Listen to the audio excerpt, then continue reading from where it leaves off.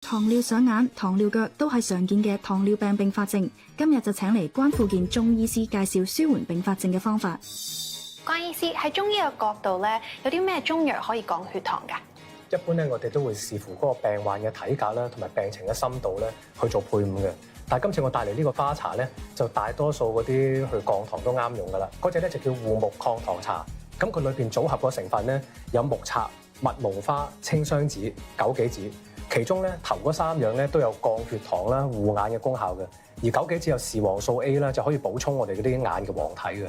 另外最後嗰2隻咧，粟米鬚同埋石榴咧，就有幫助我哋控制同埋降血糖嘅功效嘅。有啲人遇到咧個糖尿上眼嗰陣時，佢會有黃斑病變啦、眼水腫啦，同埋一啲組織液滲出啊。咁佢都可以有效控制嗰個眼壓啦，同埋幫助嗰個眼睛嘅恢復嘅。咁冇糖尿病嘅人又飲唔飲得呢啲茶咧？哦，咁都飲得，因為香港啲人通常咧就捱夜多啦，望嗰啲熒幕多啦，會成日令到我哋眼乾眼澀嘅。如果你係普通人飲咧，冇乜咩糖尿發生嘅，咁你1個星期飲1到2次已經夠噶啦。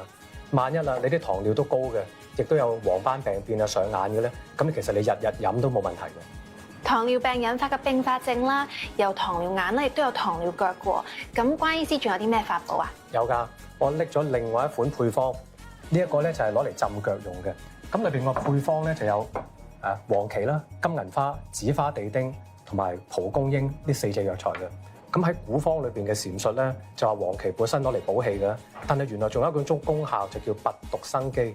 咁佢可以清除咗裏邊壞死蛋白嘅組織啦，令到新嘅肌肉重新生翻出嚟嘅。咁喺2006年嗰時咧，喺香港有啲醫院就做咗研究，佢揾咗15個病人，咁大家進行中西醫結合治療嘅。咁最後呢15個病人咧，大部分嘅人都唔使鋸腳嘅。咁呢個浸腳法係點做嘅咧？我哋將呢4種藥材咧，將佢加熱，用2000到2500個ml 嘅水咧，將佢煮泡40分鐘，然之後要將佢攤凍，我記得要攤到35到40度，然之後將有壞死組織嘅腳咧浸落去30分鐘就可以啦。